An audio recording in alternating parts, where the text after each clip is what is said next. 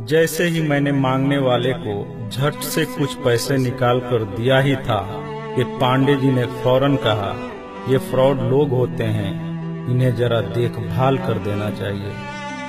ये लोग हमारी अच्छाई का फायदा उठाते हैं और हमें ठगते हैं। पांडे जी की बातों को सुनकर मैंने कहा, आपने बिल्कुल सही फरमाया।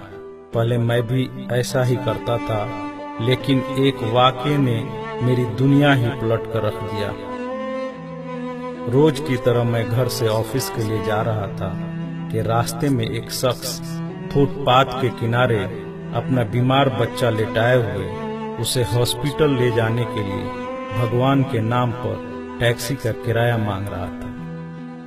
वो कभी किसी पैदल का बाजू पकड़कर हाथ जोड़ देता, मेरा बच्चा बचा लें, मुझे टैक्सी का किराया दे दें, तो कभी किसी गाड़ी वाले को हाथ देकर रोकता और उसके पीछे भागता कि वो कार में उसके बच्चे को हॉस्पिटल पहुंचा दे।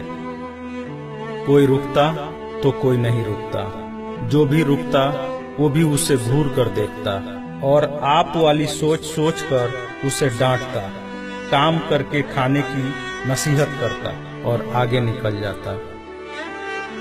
मैं जैसे ही अपनी कार पार्क कर रहा था कि उसकी नजर मुझ पर भी पड़ी और वो मेरे गाड़ी के सामने आकर खड़ा हो गया था और मेरे रुकते ही मेरे दरवाजे के शीशे पे जोर जोर से पीटने लगा। जैसे ही मैंने गिलास नीचे किया, उसने मेरा हाथ पकड़ लिया और कहने लगा, भाईजान, खुदा के लिए मेरे बच्चे की जिंदगी बचा लें, उसे सख्त बुखार है, आप नीचे उतरकर उसको देख तो लें तो आपको यकीन आ जाएगा। आप देंगे तो शायद किसी और को भी एतबार आ जाए। मगर मैं भी उसी की तरह सोच रहा था। मैंने भी उसे काम करके खाने की तस्कीन की और पिछले जुम्मा की सुनी हुई हदीस उसको भी सुना दी कि कमा कर खाने वाला अल्लाह का दोस्त होता है, और गिलास बंद करके आगे बढ़ गया, ये बड़बड़ाते हुए कि हरामखोर, ये हमें बेवकूफ समझते हैं। 2-3 घंटे के बाद मैं वापस आया तो अब भी उसी जगह खड़ा मांग रहा था। बच्चे को अब वो सड़क के किनारे ले आया था और उसके चेहरे से कपड़ा भी उठा रखा था और वो दहाड़ मार मार कर रो रहा था। अब वो अपने बच्चे के कफन और दफन के लिए मांग रहा था। मैं गाड़ी रोककर नीचे उतरा और मैयत की तरफ देखा। फूल की तरह मासूम बच्चा जिंदगी का बाजी हार गया था। मेरे रोंगटे खड़े हो गए। मैंने जेब में जो कुछ भी था जेब से निकालकर बेगर देखे उसके तरफ फेंका। उससे पहले कि उसका बाप मुझे देखे, मैं उस तेजी से वहां से निकला मानो दुनिया की सारी बलाएं मेरे पीछे लग गई हों।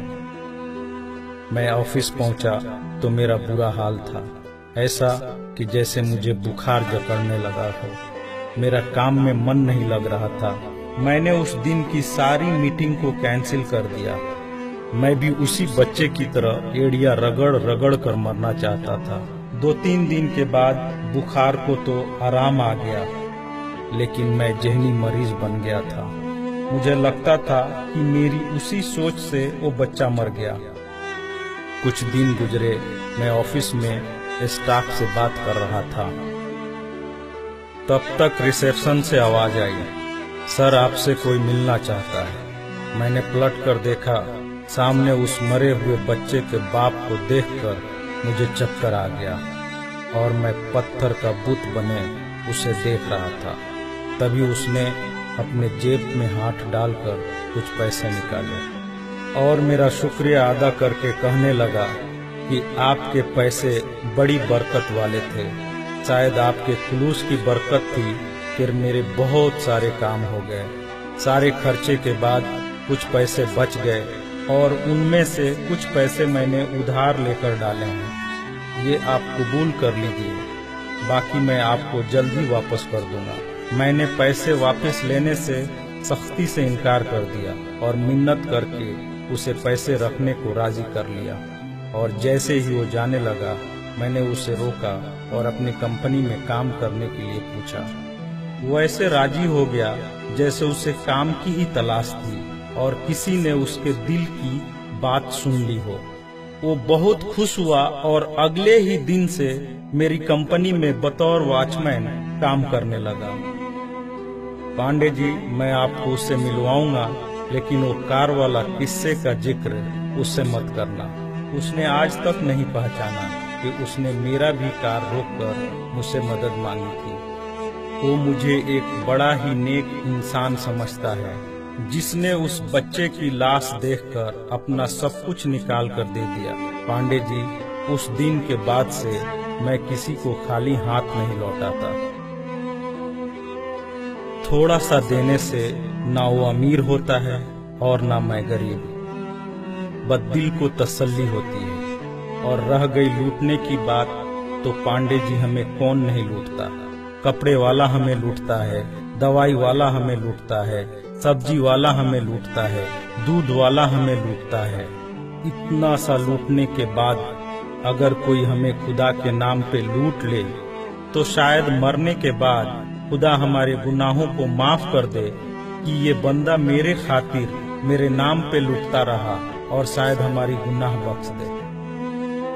पांडे जी, माना कि हर मांगने वाला सच्चा नहीं होता, पर जरूरी ये भी नहीं कि सब झूठे ही हों। वैसे भी अपने काम काज में कई बार फेल होने के बाद भी हम कोशिश करना नहीं छोड़ते, तो कुछ ठग लोगों की वजह से जरूरतमंदों की मदद करना क्यों छोड़ देते हैं।